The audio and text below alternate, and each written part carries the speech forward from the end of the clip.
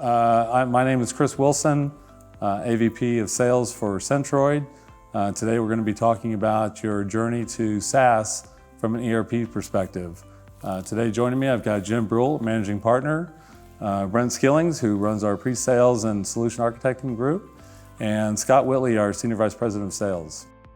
Talking about ERP, what does ERP stand for? It stands for Enterprise Resource Planning. I think a lot of other people, I saw a presentation one time where this gentleman put together a cockpit of all the different controls that you have within a cockpit. And he said he figured out what ERP really stood for, which was everyone's really pissed. So obviously they're very big projects. They touch every part of the company when it comes to finance, accounting, HR, procurement, supply chain, project accounting, control type things.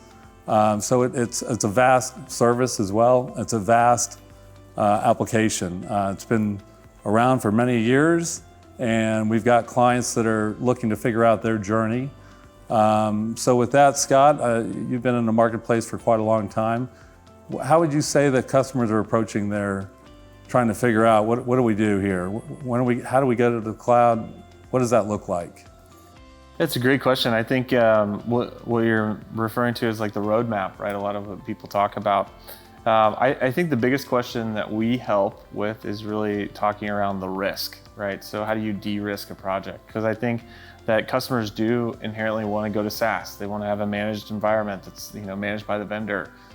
Great solution that's getting features released all the time and just up to date, so they can continue to innovate and adapt around that. And so I think what we look at, right, is that roadmap, and what is the opportunity to do that in a successful way, and how do we de-risk that? And I think that that's probably the number one question that we deal with. And when we're looking at the journey to SaaS, is it a full hop and make the change? Can your people sustain it? Do you have the bandwidth to do that?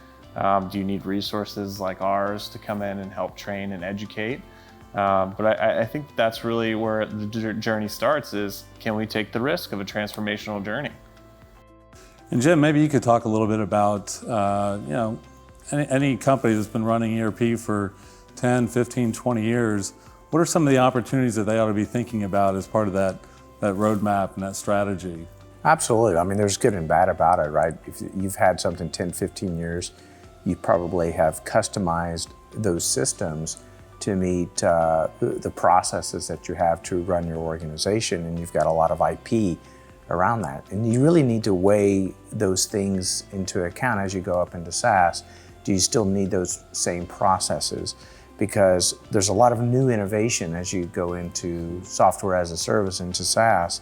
And so there's a lot of things you can kind of leave behind. Now, if it's something that makes your business unique in the industry and you need it, and then you sit through and tailor or customize the SaaS, but it's a great opportunity to leave a lot of things behind.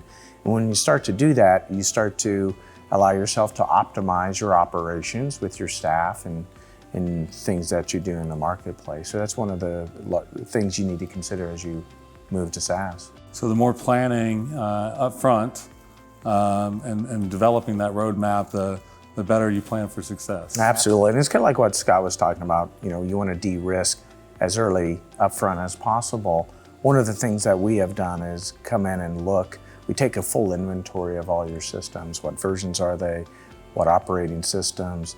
What technologies? That's kind of a precursor to say, what does that journey going into SaaS look like?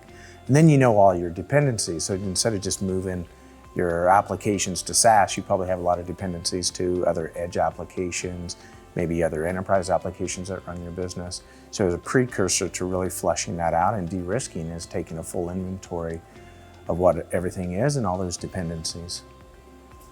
And Brent, with your technical background, maybe you can talk about, Jim highlighted it a minute ago with companies have huge investments in their infrastructure as well as customizations, whether it's around reports, interfaces, other processes, workflows, that type of thing. Can you talk a little bit about how we've made this big investment, what are we going to do with it? What part of that goes to the cloud and what doesn't? Right, so any type of move to the cloud is going to be a logistical nightmare really to a customer. So looking to Centroid for that type of help is certainly key. The big thing that you run up against is when you move to cloud or any infrastructure for that matter, you're talking about management, integration, security, performance. These are the biggest things that are running through, and how long is it going to take? So if you're re-implementing the entire stack, you're talking about a lot of different things that come into play. It could be months, it could be a year or more on terms of how to move this client over to that environment. There may be a situation where they just need one of these modules, or they can only have the palatable momentum to move one at a time. So it is logistics. How do I integrate my current infrastructure with this migration to SaaS? So understanding, kind of how those steps, how phased approach would come into play. So it may be where they start with HR, or they move to the general ledger and all the financials move first. These are things that we work with the customer, what's going to be most important for them, and how they understand how it's going to impact their business. And the whole idea is risk mitigation.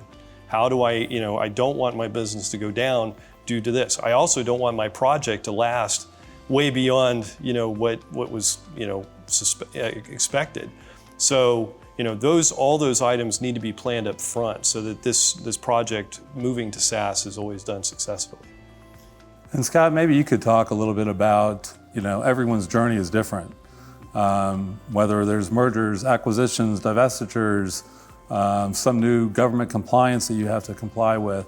Can you talk a little bit about how that journey could be different for each customer? Yeah, I think you said it. I think it depends on what's the business driver, right? And so, acquisitions, divestitures, sometimes you get the opportunity for a clean slate, and sometimes you're cleaning up a lot of mess that, happen from that depending on which side you're on. And then again, if you're talking about maybe enhanced capabilities to be able to serve a market. And so, maybe it's adopting new modules or, implementing maybe some field service or things around it as well. And so I think it really is depending on the customer's journey themselves. What are they trying to do in the marketplace? And again, the risk factor is does the move enable them to do something better or give them a financial win? And a lot of times, like we oftentimes see that, especially in the ERP space, is that consolidating and moving to ERP is an extremely advantageous move financially if you can get out of some of the old business processes that Jim mentioned. Yeah. And Jim, in talking about innovation, obviously Oracle is supporting their existing ERP systems out through 2030, I believe, and there's some talk even going beyond that. But where do you see Oracle really putting most of their R&D dollars?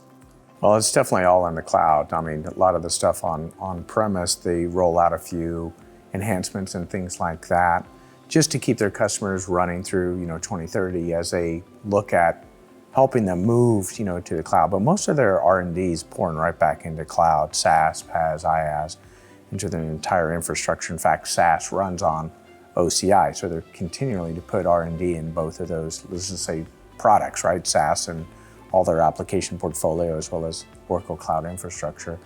I lost count. I think it's over $5 billion a year that Oracle puts right back into R&D. It's one of the largest in the industry. And it shows. I mean, they got world-class products all the way through. And now, as you see in the marketplace, Oracle Cloud Infrastructure is the hottest hyperscaler out there. They may have been one of the last to start, but now they're moving up and one of the more dominant hyperscalers in the industry. So Brent, maybe you can also talk about, again, if you look at the different ways that you could dip your toe into the cloud. I think you mentioned earlier picking off a certain functional area, whether it be HCM, or it could be, more the infrastructure side and sliding over to OCI before embarking on a move to SaaS. Can you talk a little bit about why someone might want to entertain that? Well, again, I think it boils down to what I had mentioned before, risk mitigation. So, it could be baby steps in some ways. But the beauty behind the way that Oracle's approached, especially with their ERP SaaS, is that you have, a PaaS offering or infrastructure as a service that you have alongside it. So there may be dependencies of moving a module over, but you may be able to also move another application that maybe is tightly integrated with it. So it doesn't have to be so, so much of a jump. So that's the beauty behind it, is that it's modularized, but it's also one where you have the capability of moving maybe non-Oracle products or other components from other environments along with this and have them run complementary to each other within the cloud. So maybe to wrap up, to summarize, there's lots of different options for how you might get there. It sounds like every company's roadmap and strategy should be unique to their needs.